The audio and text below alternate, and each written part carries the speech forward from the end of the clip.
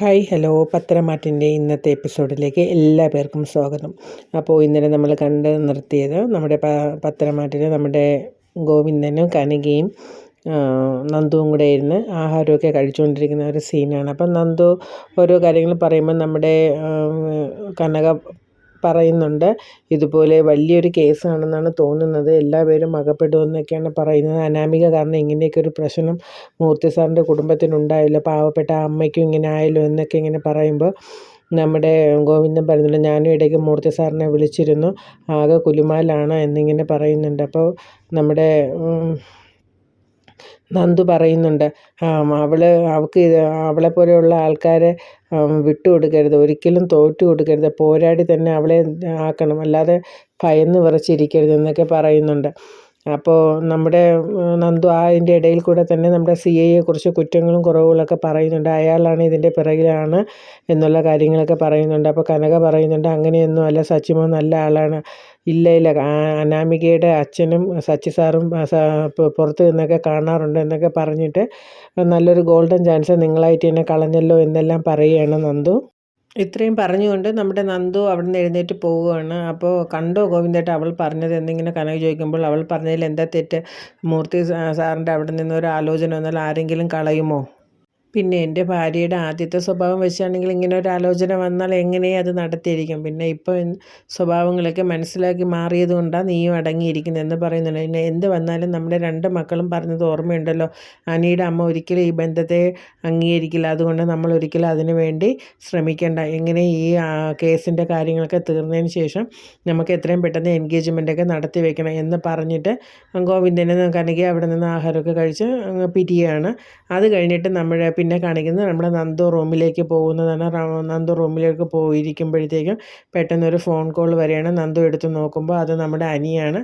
അങ്ങനെ അനിയോട് കാര്യങ്ങളൊക്കെ സംസാരിക്കുകയാണ്. നിൻ്റെ വീട്ടിലിപ്പോൾ എല്ലാവർക്കും വിഷമമായിരിക്കും അല്ലേ അനി എന്നൊക്കെ ചോദിക്കുന്നുണ്ട്. അപ്പോൾ കാര്യങ്ങളൊക്കെ സംസാരിക്കുന്നുണ്ട്. എനിക്ക് എന്തായാലും നിന്നെ ഒന്ന് കാണണം, നീ ഒന്ന് പുറത്ത്, ഇപ്പോൾ എന്തായാലും എനിക്ക് വരാൻ പറ്റില്ല എന്നൊക്കെ നമ്മുടെ നന്ദു പറയുകയാണ്. ഞാൻ എന്തായാലും ആ രാകേഷിനെയും വിഘ്നേഷിനെയും കൂടെ അങ്ങോട്ട് വിടാം, അവർ വരുമ്പോൾ നീ എന്തെങ്കിലും പറഞ്ഞ് ഇറങ്ങിയാൽ മതി എന്നൊക്കെ ഓരോ കാര്യങ്ങളൊക്കെ പറഞ്ഞിരിക്കണം. അപ്പോൾ ഇതെല്ലാം നമ്മുടെ കനക റൂമിൻ്റെ വെളിയിൽ നിന്ന് കേട്ടുകൊണ്ടിരിക്കുകയാണ്. അപ്പോൾ കനകയ്ക്ക് മനസ്സിലായി ഇവൾ അനിയാണ് വിളിക്കണേന്നുള്ളത്. അങ്ങനെ കനക പെട്ടെന്ന് ചാടി ഫോൺ വെച്ചതും തിരിഞ്ഞു നോക്കുന്നതും കനകയാണ്. നന്ദു ആകെ എന്തെന്നല്ലാത്തൊരിതിലായിപ്പോയി.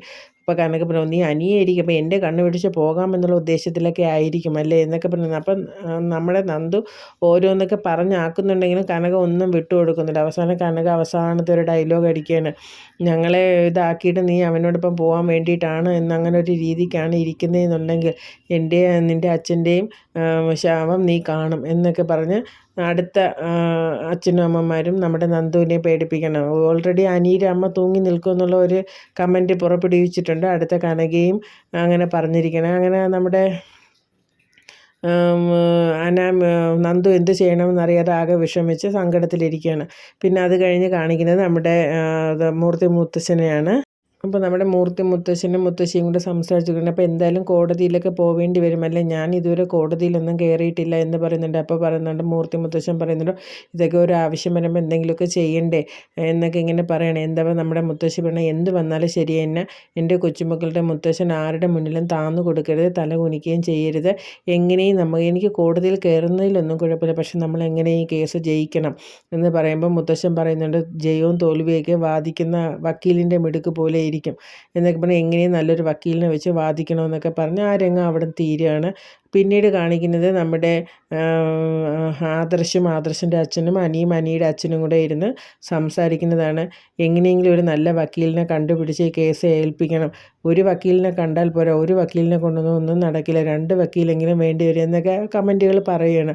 ആ സമയത്താണ് നമ്മുടെ മുത്തശ്ശൻ പറയുന്നത്, അതിന് പറ്റിയൊരു വക്കീലുണ്ട് എന്നിങ്ങനെ പറയണം. അപ്പോൾ എല്ലാവരും പെട്ടെന്ന് എഴുന്നേൽക്കണം. അപ്പോൾ മുത്തശ്ശൻ പറഞ്ഞു, എല്ലാവരും ഇരിക്കുമെന്ന് പറഞ്ഞ് ഇരുന്നിട്ട് കാര്യങ്ങളൊക്കെ പറയുകയാണ്. ഒരു വക്കീലുണ്ട്. അപ്പോൾ എല്ലാവരും ചോദിക്കണം ആരാണ്, എല്ലാവർക്കും ഭയങ്കര ആകാംക്ഷയാണ്. അപ്പോൾ പിന്നെ നരസിംഹമാണ്, എൻ്റെ സുഹൃത്താണ്, അറിയില്ലേ എന്ന് ചോദിക്കുമ്പോൾ പറയുന്നുണ്ട്, അറിയാം, പക്ഷേ അദ്ദേഹം ഇപ്പോൾ കേസൊക്കെ ഏറ്റെടുക്കാറുണ്ടോ ഞാൻ കാര്യങ്ങളൊക്കെ വിളിച്ച് പറഞ്ഞിട്ടുണ്ട്. എന്തായാലും നമുക്ക് അവിടം വരെ ഒന്ന് പോകാം എന്ന് പറഞ്ഞിട്ട് അനിയോട് പറയുന്നുണ്ട്. നീയും കൂടെ വാ മോനെ, നിനക്കെല്ലാം ബാക്കി കാര്യങ്ങളൊക്കെ പറഞ്ഞു കൊടുക്കാൻ അറിയത്തുള്ളൂ. എന്തായാലും നീയും കൂടെ വാ, നമുക്ക് ഇപ്പോൾ തന്നെ പോയി ഒന്ന് കാണാമെന്ന് പറയുന്നുണ്ട്. അപ്പോൾ ആദർശം നീ പെട്ടെന്ന് റെഡിയായി പോയിട്ട് വാ, എന്തായിരുന്നാലും ഞാൻ തോറ്റു കൊടുക്കാൻ തയ്യാറല്ല എന്ന് പറയുന്നു. എന്നിട്ട് അനിയോട് പറയുന്നുണ്ട്, ഇനി ഇവിടെ വരുന്ന നിൻ്റെ ഭാര്യയായി വരുന്ന വ്യക്തി നമ്മുടെ കുടുംബത്തോട് യോജിക്കുന്ന ഒരാളായിരിക്കണം. എല്ലാം ആലോചിച്ചും കണ്ടും വേണം ചെയ്യാനുള്ളത്. അതുമാത്രമല്ല, ഈ കേസ് നമ്മൾ ജയിക്കുകയാണെന്നുണ്ടെങ്കിൽ പിന്നെ വിവാഹമോചന കേസിന് കൊടുക്കുമ്പോൾ ഈ കേസിൻ്റെ ബലത്തിൽ തന്നെ നമുക്ക് വിജയിക്കാനും സാധിക്കും. അപ്പോൾ അതിന് വേണ്ട വിജയം നമ്മൾ കണ്ടെത്തണം. അതിന് നല്ല വക്കീലുണ്ടെങ്കിലേ പറ്റുകയുള്ളൂ എന്ന് പറഞ്ഞ് അവരവിടെ നിന്ന് പിരിഞ്ഞ് നരസിംഹം വക്കീലിനെ കാണാനായി പോവുകയാണ്. അങ്ങനെ നരസിംഹം വക്കീലിൻ്റെ വീട്ടിലെത്തുകയാണ്. അപ്പോൾ അവിടെ ചെന്ന് നരസിംഹ വക്കീലിനോട് മകളോടൊക്കെ സംസാരിച്ച കാര്യങ്ങളൊക്കെ ഇങ്ങനെ പറയുന്നുണ്ട്. അപ്പോൾ അവിടെ നരസിംഹ വക്കീലിൻ്റെ മകളാണെന്ന് തോന്നുന്നു. പറയുന്നുണ്ട്, എന്തായാലും ഞങ്ങൾ ഈ ചാനലിലൂടെയൊക്കെ എല്ലാം കാണുന്നുണ്ട്. അവൾ മീഡിയയോട് പറഞ്ഞതെല്ലാം നമ്മൾ കണ്ടു. എന്തായിരുന്നാലും ഒരു പെണ്ണിന് ഇങ്ങനെയെല്ലാം കഴിയുമല്ലോ, എന്തൊക്കെ വൃത്തികേടുകളാണ് അവൾ വിളിച്ച് പറയുന്നത് എന്നൊക്കെ പറഞ്ഞ് ഓരോ കാര്യങ്ങളൊക്കെ പറയുന്നുണ്ട്. അപ്പോൾ നമ്മുടെ മൂർത്തി മുത്തശ്ശൻ പറയുന്നുണ്ട്, എന്തായിരുന്നാലും ഈ കേസ് നമുക്ക് വിജയിക്കണം, താൻ അതിന് വേണ്ട രീതിയിൽ തന്നെ എല്ലാം ചെയ്യണമെന്നൊക്കെ ഇങ്ങനെ പറയുമ്പോൾ നരസിംഹ വക്കീൽ പറയുന്നുണ്ട്, കേട്ടോ ഇപ്പം ഞാൻ കേസുകളൊന്നും ബാധിക്കില്ല, അത് മാത്രമല്ല എനിക്ക് അതിനുള്ള കഴിവും ഇപ്പം ഇല്ല, തനിക്ക് അറിഞ്ഞൂടെ ഞാനിപ്പോൾ വയസ്സായി, എന്നെക്കൊണ്ട് പറ്റില്ല. അപ്പോൾ ഇപ്പോൾ എല്ലാ കേസും നോക്കുന്നത് എൻ്റെ ചെറുമകനാണ് നവീൻ, നിനക്കറിയില്ലേ എന്നിങ്ങനെ പറഞ്ഞുകൊണ്ടിരിക്കുകയും ഓരോ കാര്യങ്ങളൊക്കെ പറയുകയൊക്കെ ചെയ്യുന്നുണ്ട്. ആ സമയത്താണ് നമ്മുടെ നരസിംഹം വക്കീലിൻ്റെ ചെറുമകൻ അവിടെ എത്തുന്നത്. അദ്ദേഹം നല്ലൊരു വക്കീലാണ് എന്നാണ് പറയുന്നത്. അങ്ങനെ അദ്ദേഹവും അദ്ദേഹത്തിൻ്റെ പിന്നെ എന്താ പറയുക, വക്കീലിൻ്റെ കൂടെ നടക്കുന്ന ആളുണ്ടല്ലോ, അദ്ദേഹവും കൂടെ അങ്ങോട്ട് കയറി വരികയാണ്. വരുമ്പോഴത്തേക്ക് മൂർത്തി മുത്തശ്ശനാണ് എന്നുള്ളത് കാണുന്ന സമയത്ത് പെട്ടെന്ന് തന്നെ മൂർത്തി മുത്തശ്ശൻ്റെ അങ്കിൾ എന്ന് പറഞ്ഞ് ചെന്ന് അനുഗ്രഹം സാറെന്ന് പറഞ്ഞ് അനുഗ്രഹമൊക്കെ വാങ്ങിക്കുന്നുണ്ട്. എന്നിട്ട് അനിയെ ചേർത്ത് പിടിക്കുന്നുണ്ട്. അവർ ഫാമിലിയായിട്ട് നല്ല ഫ്രണ്ട്ഷിപ്പുള്ള ആൾക്കാരാണ്. അങ്ങനെ നല്ല ഇതുണ്ട്. അപ്പോൾ സഹദേവൻ എന്ന് പറഞ്ഞ ആളിനെ കണ്ടിട്ട് ഇപ്പം നിങ്ങൾ ഇദ്ദേഹത്തോടൊപ്പം ചേർന്നു എന്നൊക്കെ ചോദിക്കുന്നുണ്ട്. അങ്ങനെ കാര്യങ്ങളൊക്കെ പറയുന്നുണ്ട്. അപ്പം നരസിംഹം വക്കീൽ പറയുന്നുണ്ട്, ഞാൻ പറഞ്ഞിരുന്നില്ല ഇവരിപ്പോൾ ഇങ്ങോട്ട് വരുമെന്ന് വിളിച്ച് പറഞ്ഞിരുന്നു എന്ന്. അപ്പോൾ ഓക്കെ, കാര്യങ്ങൾ മനസ്സിലാക്കുന്നു. നവീൻ തന്നെ സ്വയം കേസ് ഏറ്റെടുത്ത രീതിയിൽ തന്നെ സംസാരിക്കുന്നുണ്ട്. അങ്കിൾ ഒന്നും കൊണ്ടും പേടിക്കേണ്ട, എല്ലാ കാര്യവും ഞാൻ നോക്കിക്കൊള്ളാം എന്ന് പറയുന്നുണ്ട്. അത് മാത്രമല്ല, ഇടയ്ക്ക് നയനെ വിളിക്കുമ്പോൾ നയനെ കാര്യങ്ങളൊക്കെ പറയാറുണ്ട്. അപ്പം മൂർത്തി മുത്തച്ഛൻ നിങ്ങൾ ഒരുമിച്ച് പഠിച്ചതാണല്ലോ, അതെ, ഞാൻ അവളെ ഇടയ്ക്ക് വിളിക്കുമ്പോൾ അവൾ കാര്യങ്ങളൊക്കെ പറയാറുണ്ട്. പിന്നെ അതിനുശേഷം ഇവനെ പിന്നെ എനിക്ക് കാണാനും എടുക്കാനൊന്നും പറ്റിയില്ലല്ലോ, അതുകൊണ്ടാണ് എന്നൊക്കെ ഇങ്ങനെ പറയുകയാണ്. അപ്പോൾ നമ്മുടെ നവീന് നല്ല ഉറപ്പ് കൊടുക്കുകയാണ്, എന്ത് വന്നാലും നോക്കാം എന്നുള്ള രീതിയിൽ. അപ്പോൾ പറയുന്നുണ്ട്, ആരാണ് എതിർപക്ഷം വക്കീലെന്ന് ചോദിക്കുമ്പോൾ പറയുന്നുണ്ട്, അത് നന്ദകുമാർ എന്ന് പറയുകയാണ്. അപ്പം നമ്മുടെ നരസിംഹം വക്കീൽ പറയുകയാണ്, അതൊരു ക്രിമിനൽ വക്കീലാണ്, ഏത് കൊലയും കൊലപാതകവും എന്ത് ചെയ്താലും ഏത് ക്രിമിനലിനെ പുഷ്പം പോലെ ഊരിയെടുക്കുന്നത് അയാളുടെ സ്വഭാവം എന്നൊക്കെ ഇങ്ങനെ നന്ദകുമാറിനെ കുറിച്ച് നരസിംഹ വക്കീൽ പറയുന്നുണ്ട്. എന്നിട്ട് പറയുന്നുണ്ട്, നവീൻ നീ ഇതുവരെ നന്ദകുമാറുമായിട്ട് ഏറ്റുമുട്ടിയിട്ടില്ലല്ലോ, ഇത് ഇവിടെ നിന്ന് തുടക്കമാവട്ടെ എന്ന് പറയണ്ട. എന്നിട്ട് പറയുന്നുണ്ട്, നീ എല്ലാവരും നന്നായി പഠിച്ച് എല്ലാം മനസ്സിലാക്കിയതിന് ശേഷം മാത്രമേ കോടതിയിൽ പ്രസൻ്റ് ആവാൻ പാടുള്ളൂ എന്നൊക്കെ പറഞ്ഞ് കാര്യങ്ങളൊക്കെ പറഞ്ഞു കൊടുക്കുന്നുണ്ട്.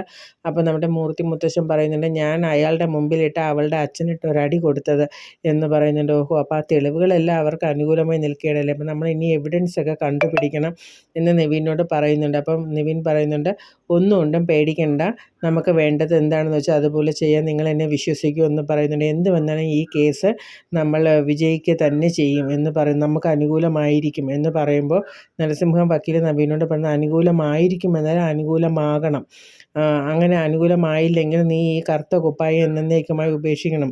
അത് തീർച്ചയായും ഞാൻ ഈ കേസ് വിജയിച്ചില്ല എന്നുണ്ടെങ്കിൽ എന്നേക്കുമായി ഞാൻ ഈ കുപ്പായം ഊരി വെക്കുക തന്നെ ചെയ്യും. പിന്നെ ഞാൻ ഒരിക്കലും ഈ ഇത് ധരിക്കില്ല. കാരണം അത്ര ആ ഒരു കോൺഫിഡൻസ് ഉറപ്പും മുത്തശ്ശനും അനിക്കും കൊടുക്കുകയാണ്. അങ്ങനെ അവർക്ക് രണ്ടുപേർക്കും ഭയങ്കര സന്തോഷമാണ്. അതിനേക്കാളൊക്കെ ഉപരി സന്തോഷം നമ്മുടെ അനിയുടെ മുഖത്ത് അങ്ങ് തെളിഞ്ഞ് നിൽക്കുകയാണ്, ഒരു 100 ട്യൂബ് ലൈറ്റ് കത്തിയതുപോലുള്ള സന്തോഷത്തിൽ. അങ്ങനെ കേസ് ഉറപ്പിക്കാൻ എന്ത് വേണമെങ്കിലും ചെയ്യാമെന്നുള്ള ധൈര്യമായി അവരങ്ങനെ സംസാരിച്ച് നിൽക്കുന്നു. അങ്ങനെ നിവിൻ ആ ഒരു വിശ്വാസത്തോടു കൂടി നിൽക്കുന്നതോടുകൂടി ഇന്നത്തെ രംഗങ്ങളെല്ലാം അവിടെ അവസാനിക്കുകയാണ്. അപ്പോൾ വരും ദിവസങ്ങളിലൊക്കെ നല്ല എപ്പിസോഡുകളായിരിക്കും. നമ്മുടെ പത്തനംതിട്ട അടിപൊളിയായിട്ട് വരികയാണ്. അനാമികയ്ക്കും അനാമികയുടെ അച്ഛനും നല്ല രീതിയിലുള്ള കൊട്ടൊക്കെ നമ്മുടെ മുത്തശ്ശൻ കരുതി കൂട്ടി കൊടുക്കാൻ തയ്യാറായി നിൽക്കുകയാണ്. അപ്പോൾ ഇന്നത്തെ എപ്പിസോഡ് ഇവിടെ വൈൻഡപ്പ് ചെയ്യണം. നമുക്ക് നാളത്തെ എപ്പിസോഡുമായി നമുക്ക് കാണാം. അതുവരെ എല്ലാവർക്കും നല്ലൊരു ദിവസം ആശംസിച്ചുകൊണ്ട് ഇന്നത്തെ ഈ എപ്പിസോഡ് ഇവിടെ അവസാനിപ്പിക്കുകയാണ്. ഒപ്പം നിങ്ങളെല്ലാവരും കമൻറ്റ് ചെയ്യാനും ലൈക്ക് ചെയ്യാനും സബ്സ്ക്രൈബ് ചെയ്യാനും ഒന്നും മറന്നു പോകരുത്. നിങ്ങളുടെ സപ്പോർട്ടിങ്ങാണ് എൻ്റെ വിജയം. എല്ലാവരുടെയും സപ്പോർട്ടിങ് ഉണ്ടാകുമെന്ന് വിശ്വസിക്കുന്നു. വിശ്വാസത്തിൽ ഇന്നത്തെ ഈ എപ്പിസോഡ് ഞാൻ ഇവിടെ വൈൻഡപ്പ് ചെയ്യുന്നു. Okay, bye bye, thank you.